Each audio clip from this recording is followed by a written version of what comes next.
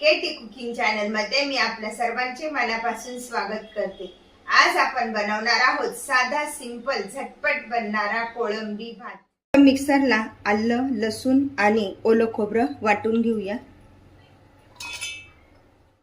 मिक्सरच्या भांड्यामध्ये एक मिरची आणि देठासहित कोथिंबीर, कढीपत्ता आणि पुदिन्याची पाने हे पण बारीक करून घेऊया। पाणी न वाटताच हे बारीक करून घेऊया। या वाटीच्या मापानुसार 1.5 वाटी हे इंडियन राईस घेतलेला आहे। तांदूळ प्रथम 2-3 पाण्याने स्वच्छ धुवून घेऊया। प्रकारे ही कोळंबी स्वच्छ धुवून घेतलेली आहे। त्याला मीठ आणि हळद लावून ठेवलंय आणि अर्धा लिंबू पण पिळून घेऊया। यामुळे कोळंबीचा वास लागत नाही। आणि पूर्ण सगळं साहित्य व्यवस्थित एकत्र करून घेऊया। साइडला गरम पाणी तापायला ठेवलेलं आहे, तोपर्यंत आपण फोडणी देऊन घेऊया। कुकर मध्ये टाकून घेऊया 2 चमचे तेल,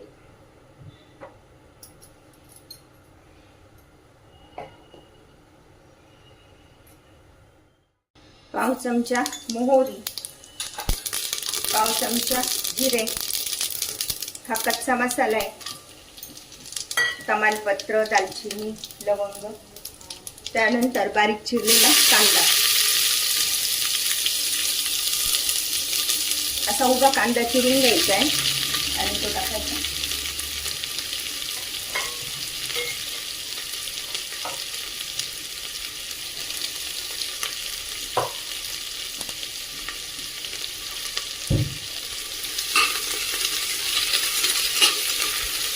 दोन उभे चिरून घेतलेले कांदे, कांदा चांगला परतून घ्यायचा आहे व्यवस्थित। मिरे, लवंगा, तमालपत्र, दालचिनी, त्यानंतर आता हे काजू टाकून घेत आहे। कांदा परततोय तर त्यामध्ये टाकून घेऊया 1.5 चमचा मीठ, बारीक चिरलेला टोमॅटो,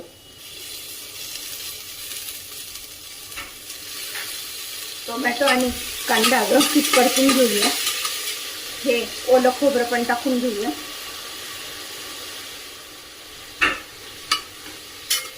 कोथिंबीर, कढीपत्ता आणि पुदिना,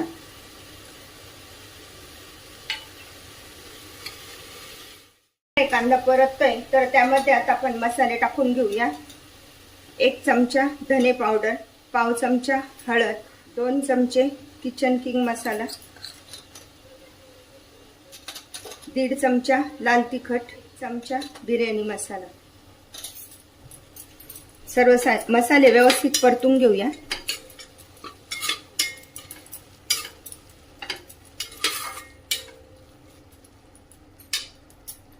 ही कोळंबी आता त्यामध्ये टाकून छान परतून घ्यायचं व्यवस्थित।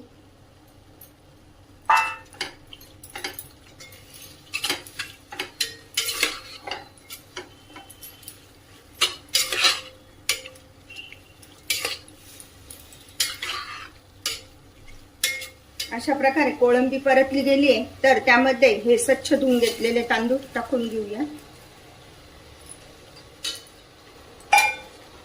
तांदूळ व्यवस्थित परतून घेऊया।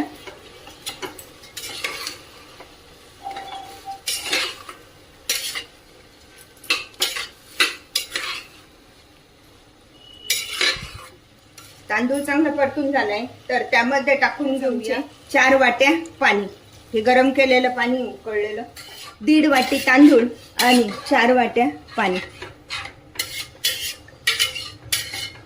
सर्व साहित्य व्यवस्थित एकत्र करून घेऊया।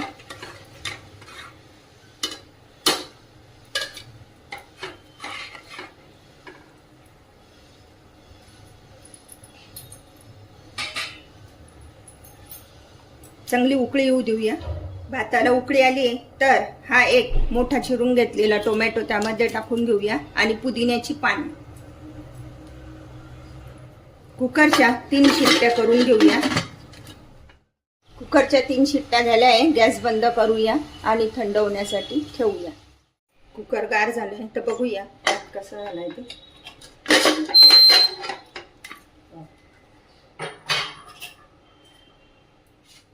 आता आपण प्लेटमध्ये काढून घेऊया. झटपट व साधा सिंपल बनणारा कोळंबी भात खाण्यासाठी तयार.